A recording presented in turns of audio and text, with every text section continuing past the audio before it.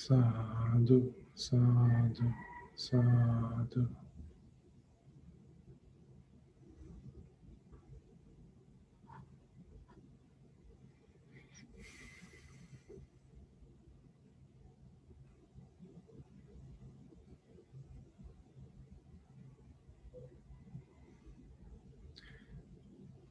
We live lives, entire lives,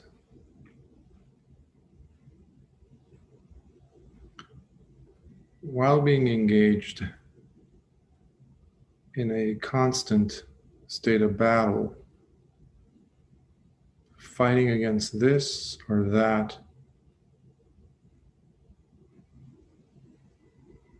fighting against change, against impermanence, against old age, against sickness,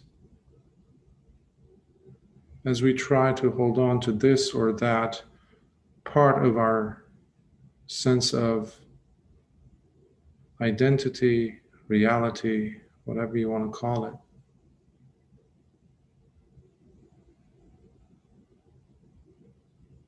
Maybe it's the body, maybe it's a relationship, or the world around us as we know it, or as we would like for it to be or expect it to be. And the world itself is always trying to convince us that the answer is always out there in our engagements with it.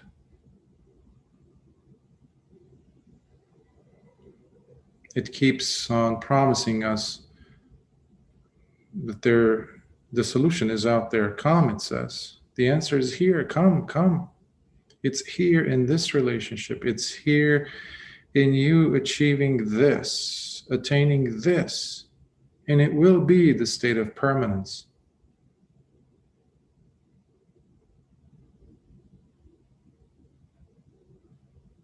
It is the maintaining of a healthy body that's not going to get sick. And I'm going to make sure that I'm going to go ahead and do everything in my power to achieve that state. The carrot on a stick.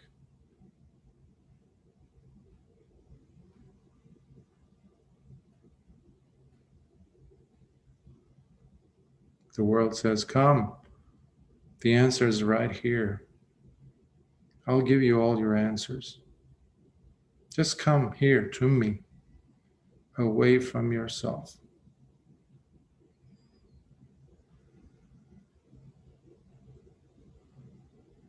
And the battle is going on, above all with ourselves.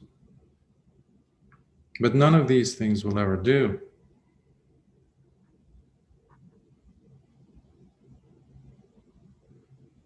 Of course, that doesn't mean that we don't need the world. We do need the world to go deeper in our practice, especially. You can think of the world as the place where we get to test. It's the testing ground to see and identify our ignorance, our attachments, our lack of trust and confidence in ourselves. So the world itself is, well, it provides us the environment where we can understand ourselves.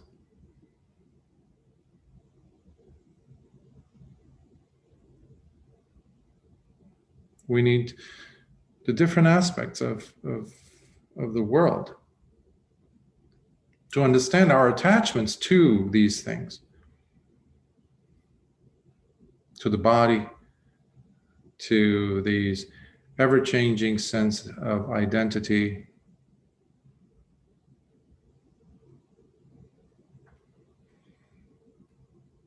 And we need the world also to train ourselves in Sila. The world is a wonderful place. It's the place to train in Sila. in developing our virtuous behavior, a character, building ourselves a proper conduct, as the Buddha would call it. And which comes to be, which is sculpted thanks to our work with the world and what the world is offering us. This is different than going and submerging into the world, looking for something outside of ourselves. There's that subtle difference. It's very important. It's a huge difference, in fact, but it's subtle. It's hard to grasp sometimes.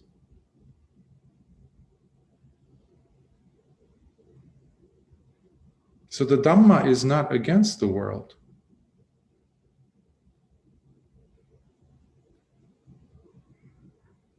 By even the word Dhamma, it is the natural and genuine order of things. The Buddha would say, I'm not against the world is against me. People want to keep making trouble. And if you remember, the Buddha would always draw this similarity, this sameness. He says, he who sees the Dhamma sees me. He who sees me sees the Dhamma. So it is the delusional existence that does not agree with the Dhamma, because the Dhamma exposes things. It exposes the fallacies about the world and also about our own views about the world. So the Dhamma is the natural order of things. But we love to hold on to things, our identifications, wanting of things, all of which come from our own attachments, our own defilements.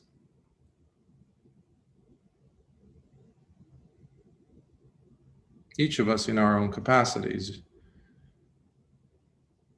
in our own stages, in our journeys. In Asia, some of the well-known arahants would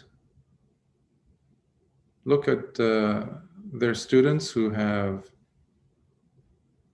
secluded themselves into the jungle and perhaps were lucky enough to find a small cave for them to reside in and practice. So some of the ingenious and alert, I would say, and actually you have to be alert if you're an arahant. So some of the arahants would push these students of theirs, these monks, these bhikkhus, to not sit inside the cave against the wall, the back against the wall, which can be very comforting. They would push their students to go and sit outside the cave. Why? Well, because the tigers were roaming about, roaring in the middle of the night.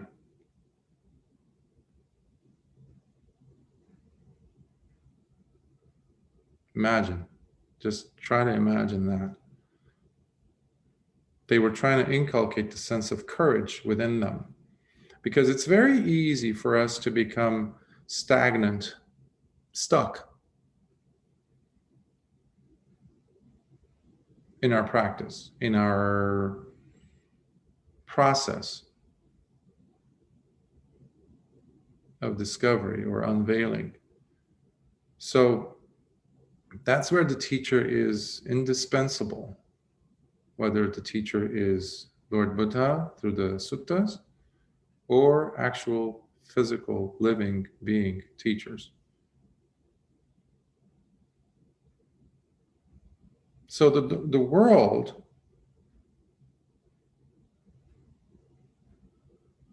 is seen for what it is and is lived truthfully by the Arahant.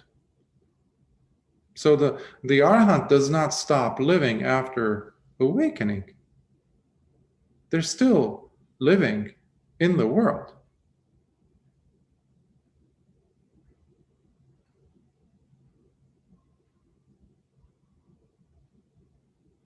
But they do so without the extra baggage of wanting,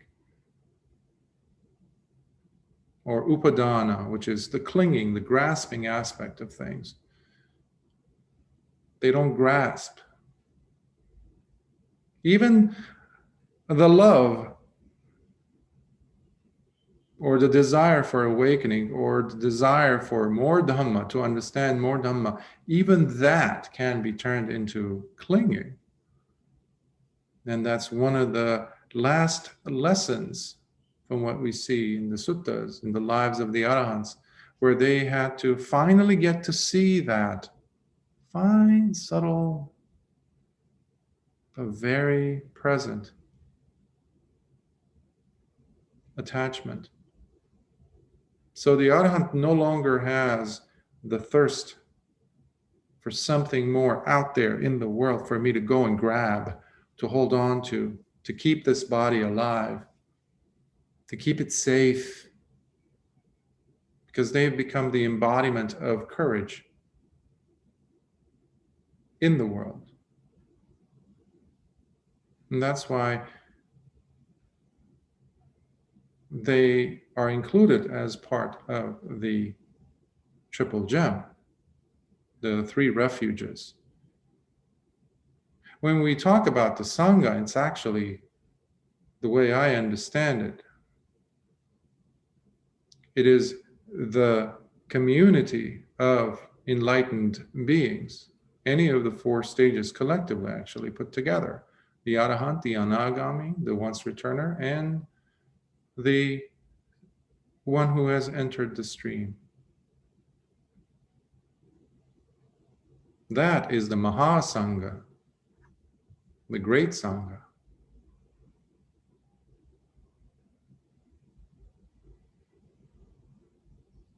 That are indistinguishable from the Dhamma and from the Buddha himself.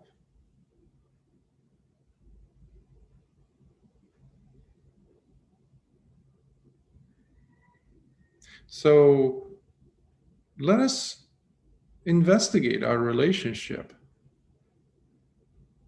with and to the world. Like, how is it?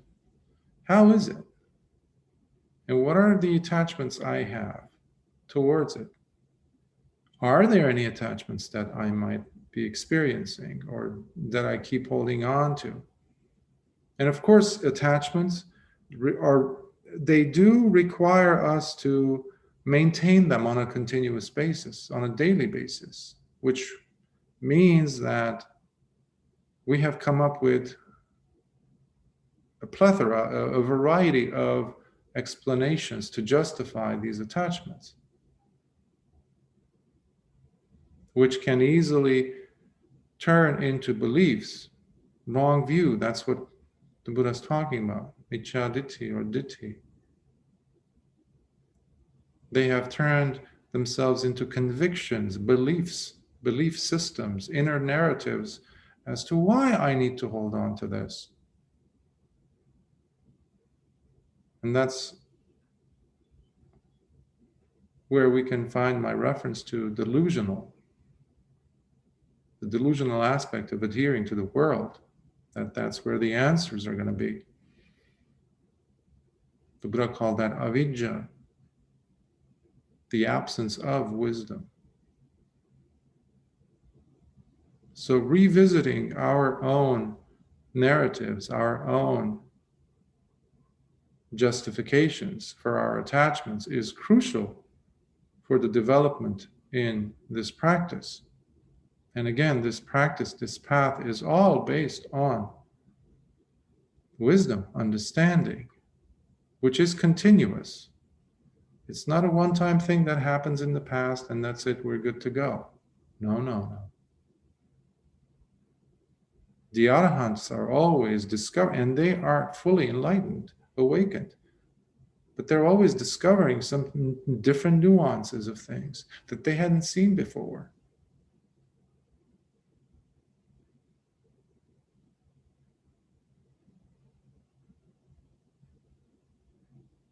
But we don't need to become arahants first in order for us to truly see and see with wisdom. I will stop here and open for any questions and comments, thoughts you may have.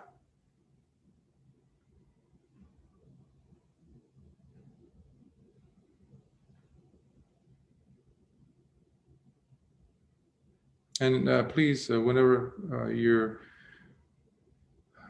sharing thoughts, etc., please let us focus on the questions and be more to the point so that we can make the most of our time and give others opportunities as well. Yes, Greg. Bhante, you were just talking about arahants then, and recently I'd had a question come up in my mind about arahants, where I had heard that when someone becomes an arahant, at that time you have 7 days to enter the order of monks, otherwise you're going to die. And I'm just wondering, I thought I understood that, but I was discussing it with another person and couldn't come up with the exact reason why you had to become a monk, because if it was just for support, because you become dispassionate with the world, then as long as you were in a situation where there were some other people to support you, you wouldn't need the monk community. So can you just clarify for me whether I'm correct in thinking that you have to become a monk, or at least enter the order of bhikkhuni one way or the other, or and if so, exactly why that is, because I must have missed that point. And I'm glad you asked this question because I find myself addressing it in different ways, different settings with students, etc. It's an important question because this is an area that the commentators have had a lot to say and add to over the centuries. So you have the 7-day timeline, but other, I know in Myanmar, in Burma, they say a day. You have a day. And in other interpretations, I would say, they even can extend it to a few weeks or several weeks, 7 weeks in some cases. Well, why? Why does a person need to? Yes, this passion, it's not just this passion. It's the exponential growth within oneself of the sense of disenchantment, which truly is a major shift in the way, in your understanding of your relationship with the world, including the 6 senses. The person starts seeing this passion or becomes disenchanted even with thought itself. When they touch something, when they're eating something, for example, it's so clear to them, every aspect of things, every aspect of the, let's say, the sensory perception, how it's broken down. They see consciousness, they see contact, they see feeling. And they see, boom, there is no any other thing that's coming out of a feeling. There's just a feeling. And then they see consciousness unfolding in different ways, and there's always a stream, and they see the stream of different consciousnesses arising and going by. While they are engaged in the world, including even if they are living in a jungle, in a community of other bhikkhus, and let us just presume for the, for the sake of it, that they are in the company of other arahants. Let's just presume that. There's nothing to talk about unless it's the Dhamma. So they live purely for the Dhamma. They cannot, and this is a sacred space, we're presuming here, of arahants talking about the Dhamma. This is a very, very sublime realm to be in, environment to be in. So the closest thing to that is a community or an arena, a place. Or even if you cannot find other individuals who are willing to be living that lifestyle of being a bhikkhu or a bhikkhuni or even a nun, anybody who's even a samana, you don't have to be a bhikkhu or a bhikkhuni. Basically, it is a disengagement from life, not because it is compelled by outside forces. No. It is coming from within the person because of the increasing I wouldn't say revelation, but the intensity of disenchantment that is growing within the person, that things that used to be very interesting, including listening to a loved one speak, loving words, statements, even that becomes exceedingly redundant. It's a burden. It's a burden. Putting on your clothes as a layman becomes a burden. Combing your hair as a layman becomes a burden. Now, this, for our community in the world today, it sounds, to put it lightly or mildly, rather odd. But the intensity of disenchantment is so powerful that there's nothing that is holding you back to stay in the world, unless it is a really, really, really compelling reason that has to be directly or indirectly connected with the propagation and the practice and the encouragement of Dhamma within others and in changing the world. So you live the Dhamma lives through you. So anything that comes to add more burden on the person to sustain their existence as a lay person is a burden, is an intense burden that can be very, like, it bogs the person down. Even eating food, where when a person says it's one meal a day, they go, thank God, just one meal a day. Because I don't have to go through the fridge. I don't have to go buy food. I don't have to go ask for food. It's a totally different paradigm that requires us to open up a different space in our sense of comprehending it. The comprehension, the level of understanding has to be shifted in order for us to understand the life or the requirement, shall we say, of an arahant. That's why I think even 7 days, to my understanding, is being quite generous, because it is so compelling. But the days might be different. I mean, I personally don't believe it's just one day. So you have to do the quick, transition. Although there have been people in the past, Yassa, for example, was one of he was the first layperson who was very, very wealthy. He was almost a king, a layperson, and his transition happened so fast, and he immediately wanted to become a bhikkhu in the presence of his father, actually, who became a sotapanna, who had come looking for him. So, but again,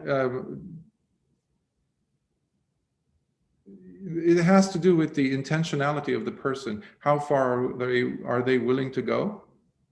That doesn't mean that all lay people have to turn into monastics. I mean, if that were the case, I mean, look around you, look at the monastics. Being a monastic does not necessarily mean you're an arahant or you're going to be an arahant. It has everything to do with the person. And how far are they willing to go and be courageous enough? Are we willing to stay inside or outside the cave where the tigers roam freely and they can have us for lunch? For the Arahant, it really doesn't matter, because there is no longer that connection. Or not the attachment, I would rather say, not attachment, connection. Because their very existence is simply there to be of service. Not for themselves, not for the six senses, not for anything other than to help promote the natural order of things, if you will. I hope I'm able to address your question somehow. Thank you, that's great. Yes, KK. I have a question that could also be an indirect answer to Greg's question.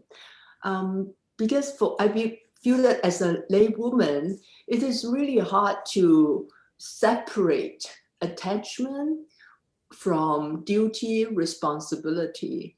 For instance, as a mother, I mean, I love to just focus on myself, on my mind. But if my son is in trouble currently, I just feel that if I want to be detached from him, am I not performing my duty as a parent?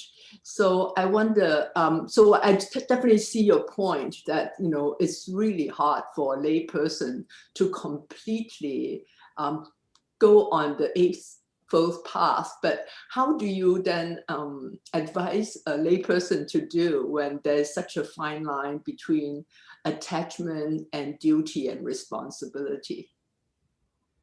Oftentimes, these are big words: duty, responsibility. On the surface, they might even sound noble and culturally nuanced, etc. And from one culture to another, it might have many, many layers to it and significance, rather. So I always come back to the person's relationship with these different aspects of our connection with the world. Meaning, here is the person's offspring, the son, well, or daughter, or pet, or pets. I knew of someone who would, whenever I would discuss with him the importance of working on oneself, he would always bring in the importance of his pets, which he kept on opening his home for, to the point where his house was really unlivable. And, you know, he had pretty much, it was, you know, you had pet excrement here and there, urine, this and that. And he would always have an excuse for that, because he would say, if I don't do it, who will? I have to be there for them because they have been tossed. I had to go and save them from the shelter because they were going to be euthanized. They were going to be killed. So I have to dedicate my life to them. Okay. That's one example of a person who is not necessarily using wisdom, even though in his mind it's absolutely wise, and in fact he's probably like living like a bodhisattva, and his place is heaven in his mind. Meanwhile, his house is unlivable. I tried living there actually, and it was totally unlivable, even though my requirements were very little. So coming to an example of a parent. Well, if you were to say you're the only parent that this child has, emphasis on child, meaning they still need to learn how to get up on their feet in life, meaning to go to school. They need someone to take care of them. Or you have a disabled child who needs your attention day in, day out. Obviously, those elements have to be laid out in the grand scheme of things for you as to how you live your life. But still, those things are no excuses for the person to not prioritize the work that they need to do on themselves vis-a-vis the Eightfold Path.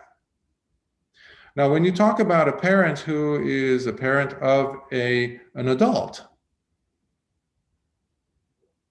even if they have certain issues, well, who doesn't have issues? Everybody has some issues. If we nitpick, if we, poke around a little bit. So I'm not here to judge parents for, performing as good parents or doing their responsible, playing their responsible roles. But what I will always come back to is the person's relationship to this role, be it the responsibility, etc., to this person or this position. Sometimes our role in society might deter us from really doing what needs to be done. Well, I have to go outside and sweep the streets, or I have to be, I am the physician, I have to, or I'm the mental therapist, the mental psychotherapist, I have to take care of the mental well-being of my clients, my patients. Well, okay, but where is my own mental health in all of this? For example, I know quite a number of psychotherapists who neglect to take care of their own mental well-being, their emotional well-being. And they never shy away from pointing you or sharing with you interventions, self-care, etc., meditate, etc. But sadly, many of these have risk factors in their own lives, meaning they resort to chemical dependencies and things like that in order for them to ameliorate their own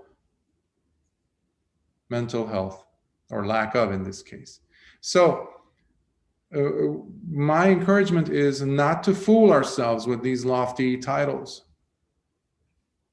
because they can easily be camouflaging something deeper, which is, to my understanding, the fact that time is passing by and we are still looking outside into the world for something. You can think of it as Mara doing one of his tricks to get you off task. In that sense, we haven't really changed from being teenagers when we were off task and the teacher would come and say, Johnny, what are you doing? You're not writing your notes or whatever. Oh, this is very important, miss. I'm doing this. Or today's kids, oh, I have to answer this text. It's from my mom or something in the classroom. So we haven't changed much. It's just our excuses have become a little bit more sophisticated, if you will. Meanwhile, the work is left undone. And the house needs to be cleaned. So I hope that touches on your question. Any other thoughts, questions, comments?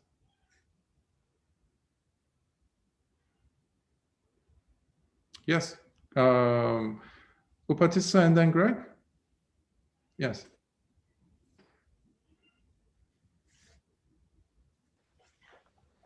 Well, my understanding is that even before we become arahants, as we progress on the path, okay, the bucket list of wish list will exponentially reduce, and the list of things that we will never ever do again will increase, and that goes the same for the list of people whom we rather not associate with. And okay, so, and furthermore, as we progress on the path, we may be living a household life, but our lifestyle is definitely tending towards monastic. So in that sense, I could understand that an arahant, okay, maybe not physically die within days, but mentally he has no place in the world. Mm-hmm. And as I read the suttas, I begin to realize that, okay, probably the numbers are not really exact. For example, you may read about 500 arahants, 12,500 lay people who became Srimantras, or, okay, for example, Mahamoggallana took 7 days to attain arahantship, Sariputta took 14. Well, I would rather think of these numbers as guidelines, rather than exactly 7 days or 1 day. In fact, the Buddha actually said in the Satipatthana Sutta that if we were to practice the Satipatthanas, then within 7 years, 7 months, 7 days, only 2 results can happen. Yes, exactly. Yep. That's my understanding. Mm-hmm. Yes, but at the same time, we are using criteria or ways of looking at history, including the history of the Arahants. In this case, the example you gave of Venerable Mahamoggallana and Venerable Sariputta. Those days, those 7 days and 14 days, they might have been just numbers, but I personally am not convinced of that. I'm very much convinced of the fact that Venerable Mahamoggallana attained it in 1 week, and Venerable Sariputta in 2 weeks. Now, just like today, we don't see a Buddha around us. That changes the expediency level in attaining. Today, it's really hard to even come across Dhamma proper. Now, I've been studying it for I had degrees, etc., things like that in studying the Buddha's teachings, Buddhist studies. But it took me decades to come to the Dhamma proper. So one has to take into consideration the time period that we're living in. So just like if I were to plant a seed in a not so fertile, not so nutrient-rich soil, a good seed, a very good seed, and then I take that same family seed and put it in another soil that is quite full of nourishing minerals, and I attend to them in the same way, lovingly. Obviously, the outcome is going to be different between one patch of land versus the other. So we are living in the former example of the soil, this time period. So that's what I wanted to mention about the differences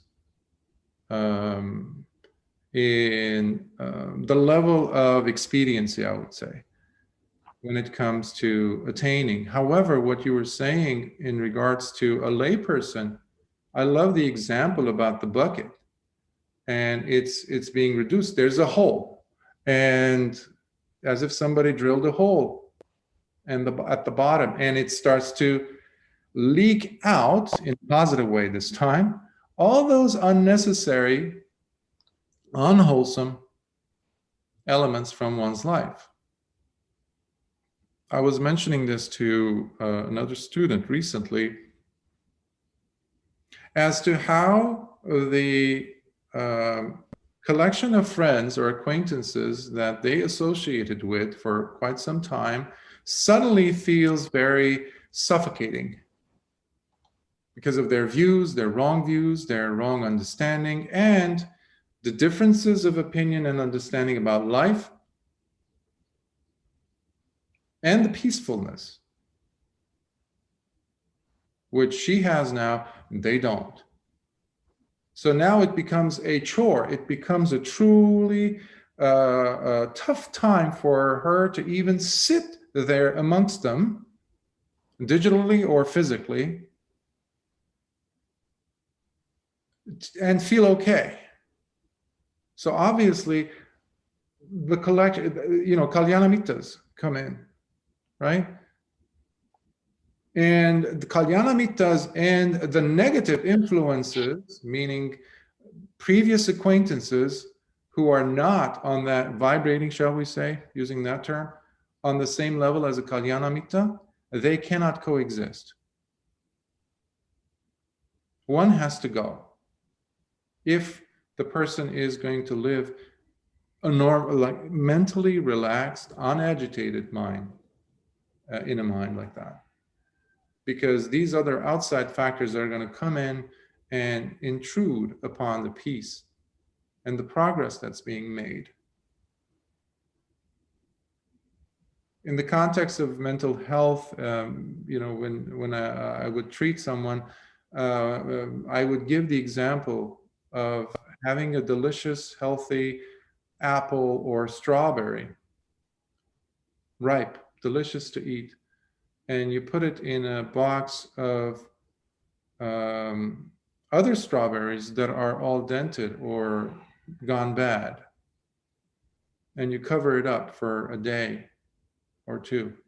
If you unlid it, you remove the lid the next day or the next time you open it, it's already gone.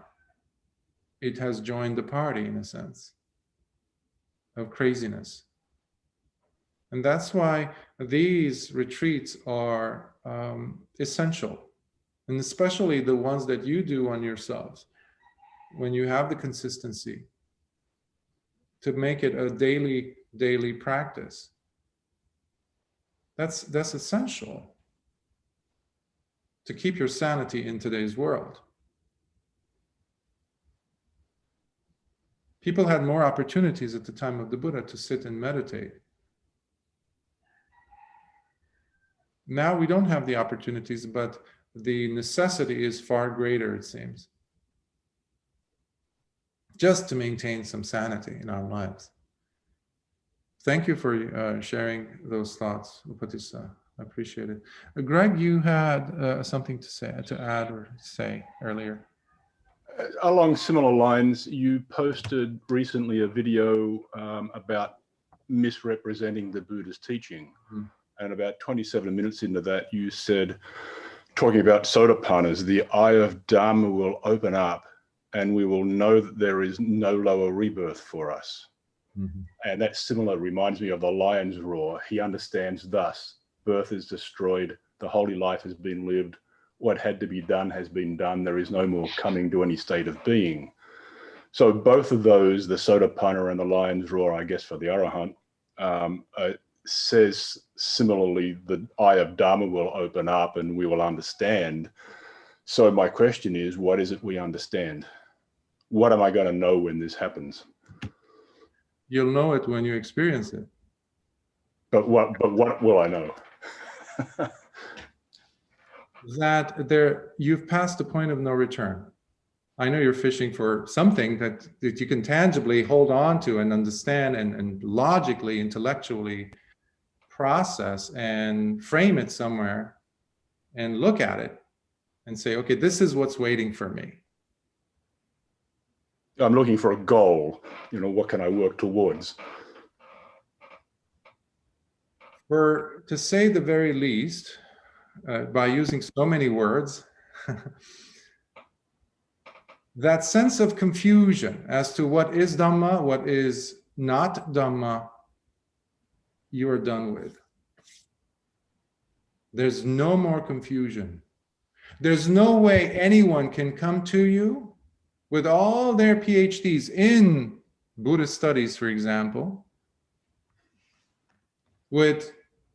despite the fact that they have thousands of followers, and you sit at their feet perhaps, and you hear them speak.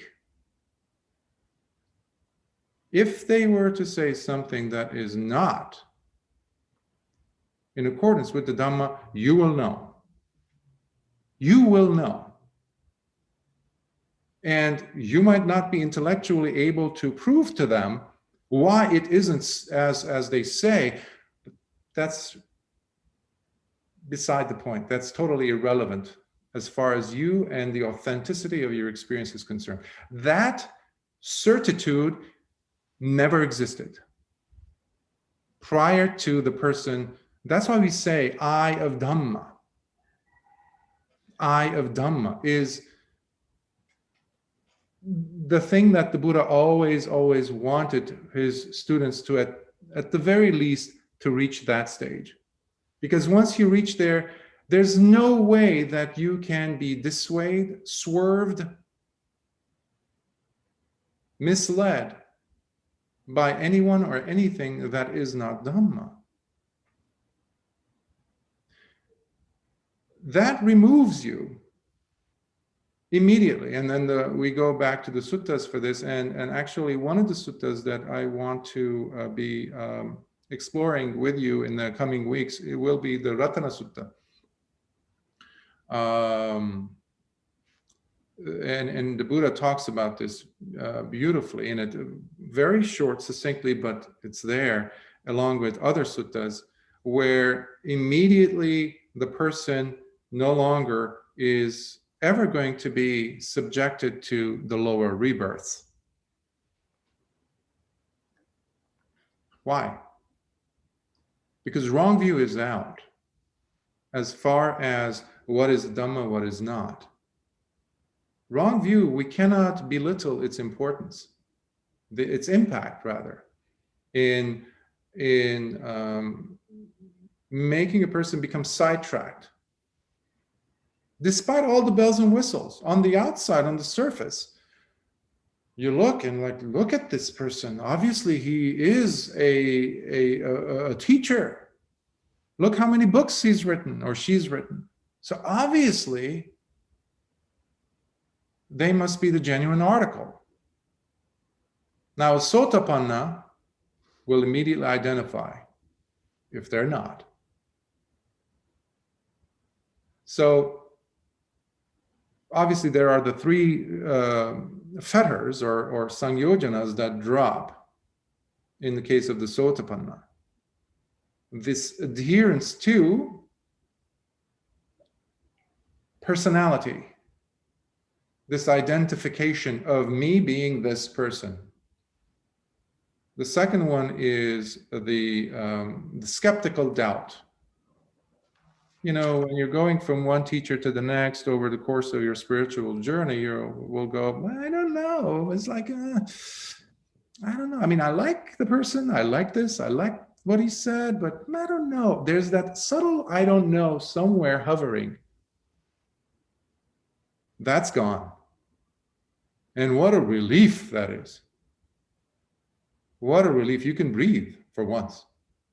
And the third one is no longer relying on rites and rituals, habits or things like when someone comes and says, well, we have to do this many pujas in order for us to get to this. No. You know it. But, you know, I wouldn't advise going and talking to them to talk them out of it either, because they're not there. That's why the person who attains that sotapanna stage is now a noble disciple. And a noble disciple is a person who has the right to roar the lion's roar. Because that permission comes from Lord Buddha. Because the person has now seen the Dhamma. They've seen it, but they're not there to proclaim what the Arahant can proclaim, what you mentioned Birth is destroyed. There is no more coming and going. That is the privilege. That is the authority, if you will, of an arahant that the Buddha was, and so were his arahant students. And that's why they could proclaim it. It gives you this fearlessness, the eye of Dhamma. You're ready to give your life for it because you know it with such certitude that did not exist half a millisecond ago. And it doesn't change either over time. So it's like we're in the dark, and like that king who gave different portions of the elephant covered up to a group of blind people so they can tell them later on what the elephant looks like. So when we use words, ultimately, that's what it comes down to. We're just going to have, words. So that is how I would be able to address your question as best as I can. Thank you. Yes, Russell. Yeah, I just wanted to thank you for last week, and Dhammadina gave me the talk you did on, is it the Kava Sutra? Kava Sutra? Yeah, Kavi Sutra, where, the poets. Yeah, Kava Sutra. Yeah. And I listened to it, and I was waiting for the for the last lines, and then but they had to go through a whole not surprising thing, but you had to go through a whole process of moral, not cleansing, but kind of moral intention before you could even attain, before you get to the last line. And so I was thinking that, okay, if, everything as a goal, if everything one touches could be poetry or poetic. On the other hand, if you are, not quite there, everything you touch could turn to salt or fool's gold or another substance just as well. So, it was an interesting process because, there was a lot of repetition about sort of moral intentions before you got to the that stage of, where you were able to either recognize or, or transform, the environment around you into something poetic. So anyway, I just wanted to thank you for the process. Kind of reminded me, okay, you better be more diligent, otherwise you won't be able to get there. Yes, the Buddha is, to me, is the teacher par excellence in giving such beautiful similes, metaphors. The metaphor of the poets, for example, as you pointed out, is quite remarkable, and it's so to the point. And he breaks down he breaks down to 4 different levels, right? Because it comes from the Book of Fours. It's the Kavi Sutta. And how much are we satisfied with? Think of it like that. Am I okay with this much? When I used to be a teacher, I would have students who would, instead of getting a 0 on a test, they would get a 65 over a percentile, let's say 65, and they would come to me and they say, yes. Well, it's a D, but I would look at them and they're like, okay, so let me give you extra work so you can actually improve it and become a C or a B or an A. They're like, no, this, you don't understand. This is a big deal already. I'm happy with this. So another student might come in and their limit is that they've put for themselves is a B. So it's up to them. It requires training, absolutely. There is no shortcut in a culture that always is teaching us to find ways to, get to Nibbana. Try this, take this, you're going to experience Nibbana, the Nibbana chemical, or I don't know. You just need this gene. If we insert it inside of you, you're going to be experiencing what the Buddha experienced. I'm waiting for that to come out all the time. Like there's always something. But no, there's no way around it, because the way around it, as the person is going from a D or 0, an F to a D, and then eventually to an A, it's a process that they are discovering things about themselves. So it's not something that happens overnight. So there is no sudden awakening as such. Every awakening has been gradual. It's just what part of the timeline did we jump in and see this person's progress? For all intents and purposes, this person might have looked like, hey, he's just a bystander, is somebody who came off the street and he just learned or came across one sutta or one line from Venerable Assaji, and boom, he's a Sotapanna. That's sudden, right? No. It's the tip of the iceberg, and there's a whole mountain on the bottom of the surface. So there is that requirement. That's why it's called Sila, Samādhi, paññā. Sila is indispensable, and Samādhi is the ability to create that space for the mind, and that cannot be happening if the body constantly moves in sitting, for example. If we're always allowing the body to move, it's like me placing that seed even in the fertile soil, nourishing soil, and every 5 minutes I come and poke around and say, are there any roots yet? Well, the seed's going to die. Nothing's going to happen. So we need to give the mind time for it to restfully come to that state of tranquility, which the Buddha called samādhi eventually, from passaddhi to samādhi, where insights take place. And that is the third training, which is paññā.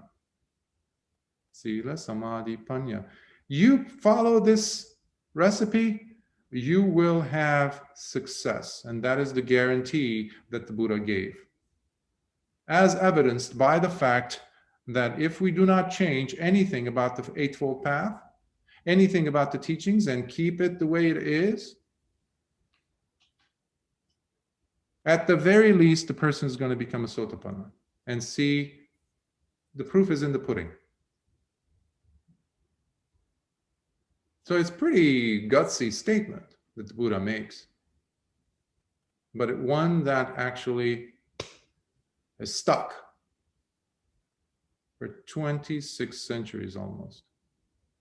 And it inspires us to keep practicing every week. That says something, doesn't it?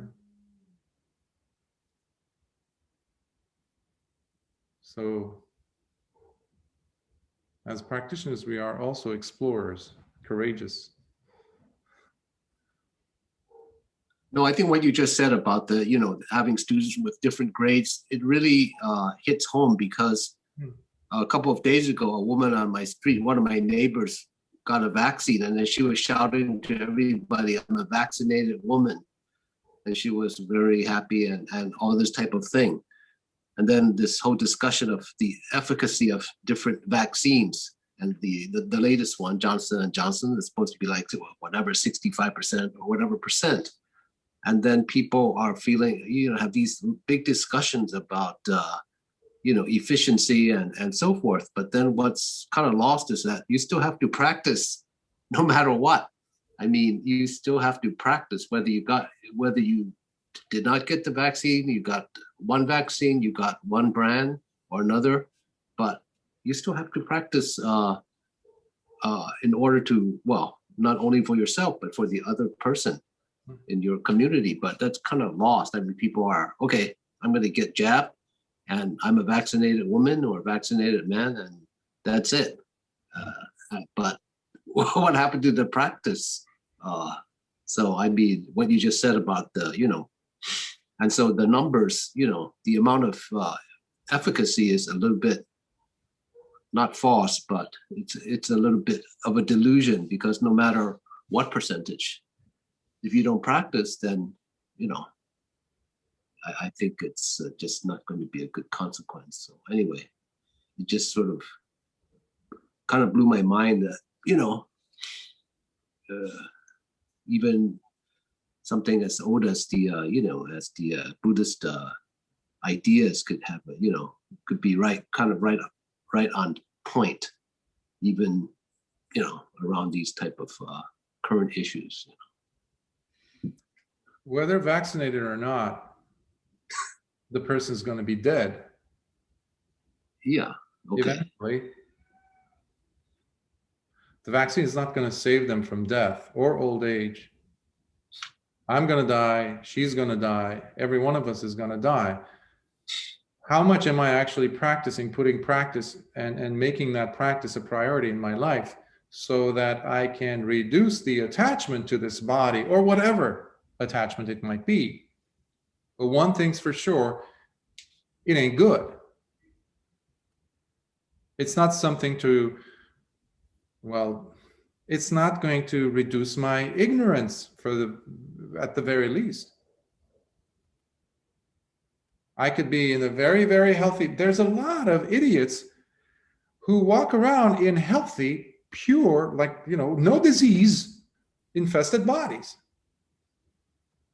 In the Buddha's way of describing children, for example, he would call them deluded. They weren't just like, oh, look at the baby, you know, let's cradle the baby, this and that. That's an embodiment of delusion right there.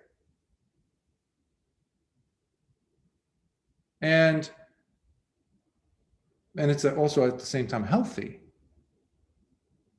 because the cells are growing at an incredible speed, etc.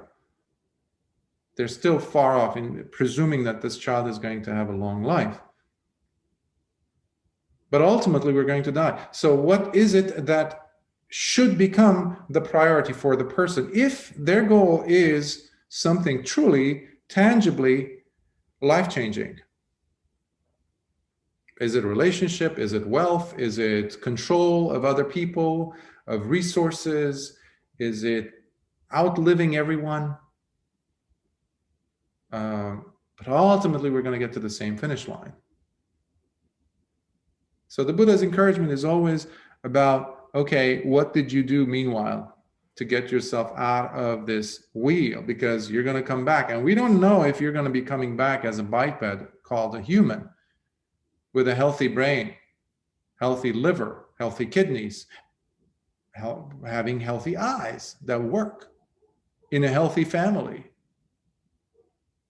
And even if you get all those wonderful things, we don't even know if you're going to be landing at a time period where there is still the Dhamma, or whether you would be even interested in the Dhamma.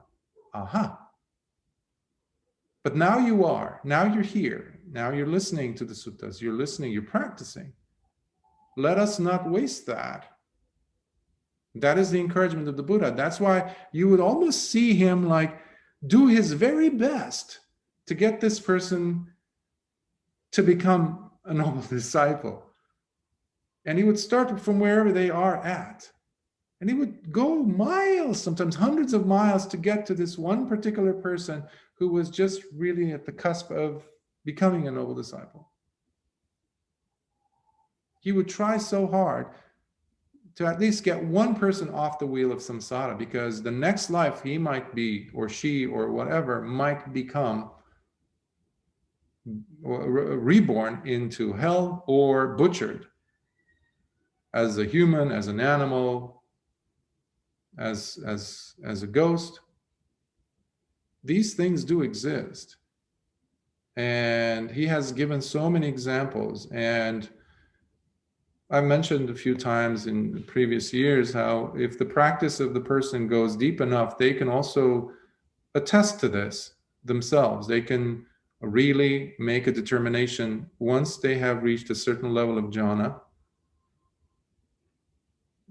to just look and ask for signs whether these things really exist, and they would know for themselves. you would experience these things. Just to know it. These are not just words that the Buddha talks about in the suttas. Yes, many, many things have been added. But the true Dhamma is still there in abundance. And that is one of the reasons why I try to retranslate as much as I can, whatever needs to be retranslated, and record as much as I can, because there's so many jewels there that need to be available. I know last weeks I've mentioned about the Sutta exploration series.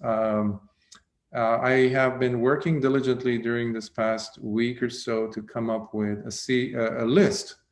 So I made about, I think last time I looked at it, like 24 suttas. These are very, there's more obviously, but I was thinking we'll do it. I believe Dhammadina has emailed you. We'll do 1 week of a retreat, 2 hours sitting and 1 hour or so Dhamma sharing. And the following week, we'll do the sutta studies. But I would love for us to sit first. Yes, not an hour, but just to prepare the mind, because it's essential to make room and prepare the mind for the suttas, the words of the Buddha to be discussed. And so half an hour of sitting, perhaps, and then we'll dedicate however much time, like an hour or so, on top of that to explore the suttas. So I will let you know. Well, I'll just tell you the first one. It's the relay chariots from Majjhima Nikaya 24, Ratha Vinita Sutta. It's a very powerful sutta. And I'm also going to send you the link to, obviously there's so many resources. There's Access to Insight, there's Sutta Central, there's Bhikkhu Bodhi's version, the hard copy or the digital, the Majjhima Nikaya middle length discourses. But I will have us go over it during the sutta studies through the recordings that I've made, and so that I don't do twice the work. So I'll just play a portion of it, and then as needed, I'll pause and we'll explore some of it and then continue on. So I will have Dhammadina send you the links of the YouTube as well as the sutta. So I encourage you to go ahead and go over the suttas during the week, and from any of these resources that you can find available. So yeah, are there any questions in regards to that? Terry? Or Russell, I think. I was raising my hand. Sorry. Oh, yes, Terry, yes, go ahead. I was raising my hand, but I had my video off. Oh. Are your translations available only on YouTube, or? Yes. I'm trying to do so much, but I'm just one person. So one day maybe I'll be able to, perhaps when I'm dead and gone, I'll have some people go over it, or because I just don't have the time to do those, because the moment that they are done, I mean, there's so many edits, even when I'm recording them onto YouTube. While I'm recording them, I catch mistakes, typos, this and that, tense-wise, etc., that I have to, it means that if I need to print it out later on, digitally, whatever, to make it available, that I have to go and edit those as well. And there's a mountain and mountains of suttas that still need to be done. That's why I don't have the luxury to go back, unfortunately. Okay, but they are available on YouTube, spoken. Yes. Okay, And thank you. of course, and something else I've discovered with YouTube is that you can just closed caption it and CC it, or it can also show you the transcript. If you go to the bottom, those three dots, if you click on them, it says open transcript. It can even show you a transcript, but it's very tedious. It's like 1 word, 2 words, 3 words. And if it's like a Mahaparinibbana Sutta from the Digha Nikaya, which is about 3 hours and some, good luck. So that took me about 6 weeks to record and several months to do the whole thing, retranslate. I like alternative translations to Abilities because he often chooses odd words for some words in Pali, and it's refreshing to see the alternate translations sometimes. Yeah. Thank you. One day, hopefully. You're welcome. Yes, Russell. Or did you say we would get links besides to the YouTube to sort of textual links also, so we can read? Oh no, the link that I'll ask Dhammadinna to send you will be of the sutta's name and where it is found. Like let's say if it's Anguttara Nikaya, this one Rata Vinita Sutta, for example, is from the Majjhima Nikaya, which is the middle length. So you just take that, go to Google, and just hit it. I see. Okay. But it will have the link to the YouTube that I've recorded, because I don't want to go back and research where the sutta is from. But you have resources of access to insight of Ajahn Thanissaro. You have Bhante Sujato's Sutta Central. There's other translators there. There's obviously wisdom publication, Bhikkhu Bodhis, etc. So. Thank you. Okay, so let us do the dedication of merit. May suffering ones be suffering free, and the fear-struck fearless be. May the grieving shed all grief, and may all beings find health relief.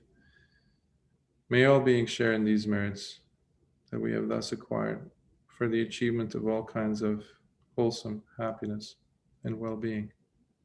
May beings inhabiting space and earth, devas and nagas of mighty power, share in these merits. May they long protect the Buddha's dispensation. Sadhu, sadhu, sadhu. May you be well. May the Triple Gem protect you. But you won't have much to worry about if you live according to the Dhamma, because the Dhamma will protect you. He or she who lives by the Dhamma, protects the Dhamma, is protected by the Dhamma, wherever you may be. That is an unchanging fact. So how much we put in, that's how much we're going to get out of it. So be well. Keep smiling and see you next week.